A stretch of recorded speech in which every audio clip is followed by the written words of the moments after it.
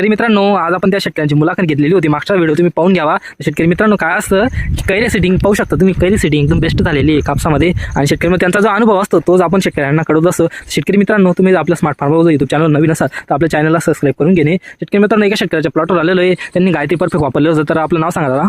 माझं नाव परशुराम पाटील. परशुराम पाटील. गायत्री परफेक्ट किती ml वापरलंय तुम्ही? या ठिकाणी मी 15 ml वापरलं होतं. 15 ml. काय अनुभव आला तुम्हाला? मागचा मोठी कपाशी दिसते आम्हाला आता तुमच्या मागे. या एका पंपाला इथून इथपर्यंत 15 ml वापरलं होतं. हो तर या ठिकाणी हाईट थांबून गेली आणि त्या ठिकाणी 10 ml वापरलं होतं, तिथं हाईट वाढून गेली. हां तर बेनिफिट चांगला आहे. कैरी वगैरे पक्की चांगली झाली का?